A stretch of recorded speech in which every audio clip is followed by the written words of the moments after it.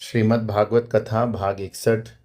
यं ब्रह्मा वरुणेन्द्र रुद्रमरुतः स्तुवन्ति दिव्यैः स्तवैर्वेदैः साङ्गपदक्रमोपनिषदैर्गायन्ति यं सामगाः।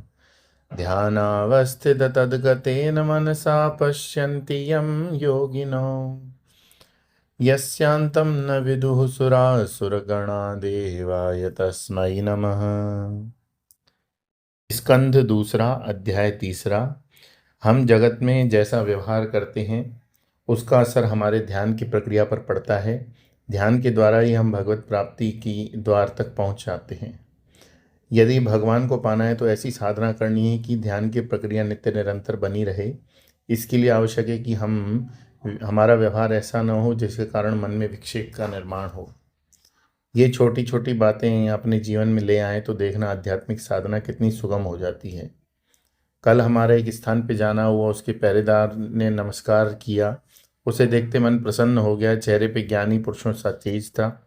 टीका लगा हुआ था। बड़े प्रेम से नमस्कार किया। मैंने पूछा, कैसे हो? भगवान पांडुरंग की वारी में जाते हो कि नहीं? उन्होंने उत्तर दिया कि वारी में जाता हूँ। मैंने पूछा, माला कहाँ गई? तो उन्होंने कहा, माला तो हम नहीं पहनी क्योंकि हम अभक्ष्य खाते हैं।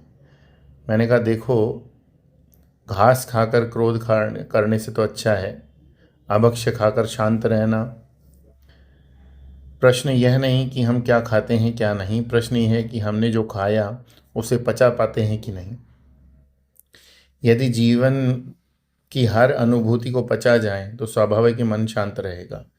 सूत जी से सुखदेव जी के ये वचन सुनकर शौनक जी ने कहा, हे सूत जी, हम जानते हैं कि परीक्षित ने जो सुखदेव जी से क्या क्या पूछा। सुखदेव जी तो बड़े ज्ञानी थे। उनके पास वक्तृत्व कला भी थी। उन्होंने बहुत सी बातें बताई होंगी। हम जानना चाहते हैं कि उनके बीच क्या क्या चर्चा हुई, क्योंकि जब साधु संत वार्तालाप करते हैं तो भगवत ही चर्चा करते हैं।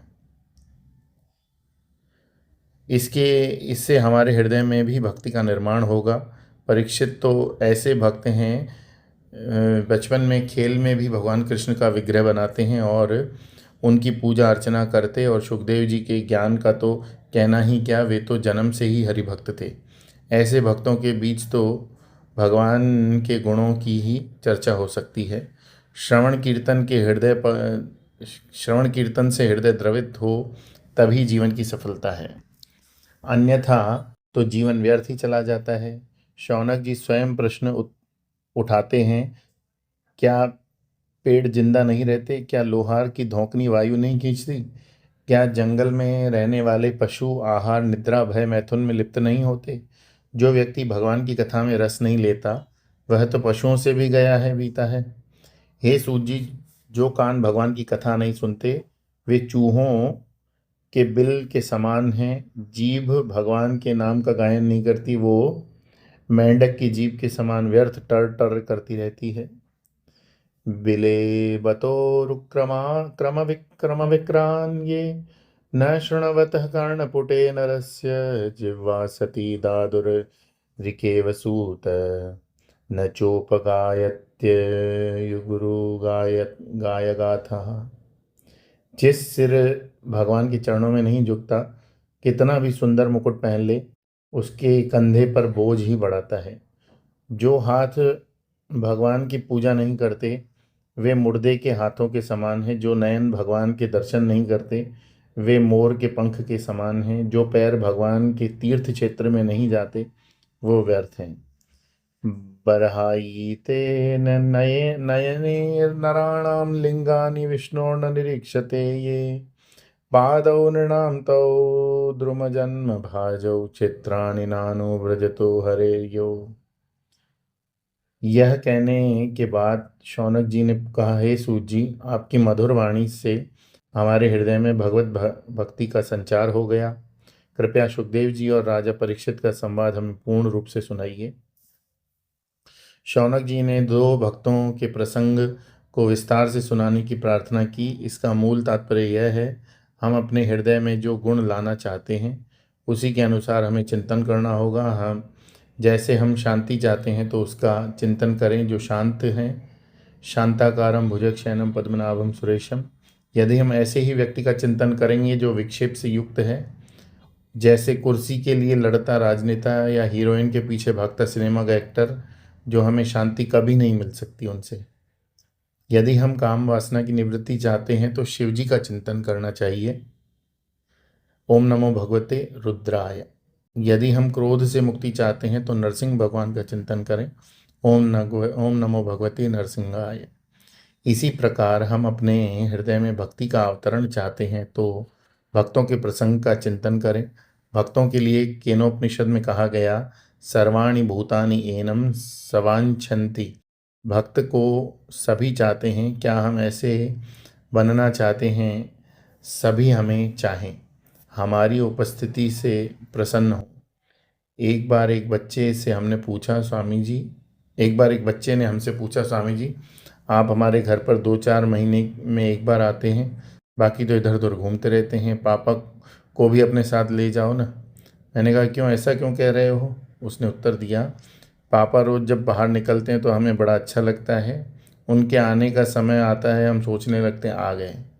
अरे बाप रे, बताइए ये भी कोई जीवन है? वो पिता करेगा कि मैं तो बच्चों के बहुत चाहता हूँ, लेकिन जीवन में परिपूर्णता तो तब आएगी जब बच्चे भी उन्हें चाहें। कल्पना करो कि आप घर में घुसे और पत्नी की आंखों में प्यार, होठों पे मुस्कान, हाथ में कोका कोला की बोतल लेकर आपका स्वागत करें। बताएगी कितनी बेसब्री से उसका इंतजार कर रही थी। मैं जानता हूँ इस दृश्य की कल्पना ही की जा सकती है, हकीकत तो यही है कि पत्नी सोचती है लो आ गए, बस अब शुरू हो जाएगा। इसलिए मैं कहूँगा अभी तो कल्पना करो, पर वहीं पर मत छोड़ दो, उसे हकीकत में बदलने का प्रयास भी करो। ऐसे रहो कि सबके लिए हृदय में प्रेम जागृत हो। जब हमारे हृदय में सबके लिए प्रेम जागृत होता है तो हम सब चाहने लगते हैं।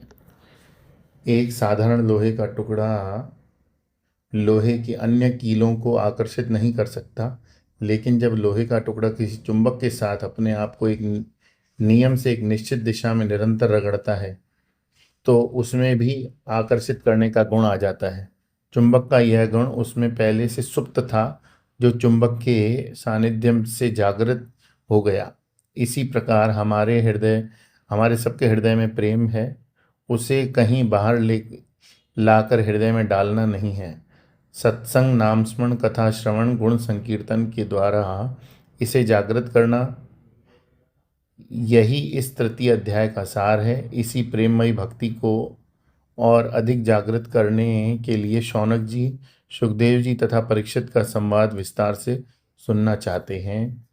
इस प्रकार श्रीमद् भागवत महापुराण के द्वितीय स्कंद का तीसरा अध्याय समाप्त हुआ। बोलिए श्री कृष्ण चंद्र भगवान की जय। श्रीमद् भागवत महापुराण की जय।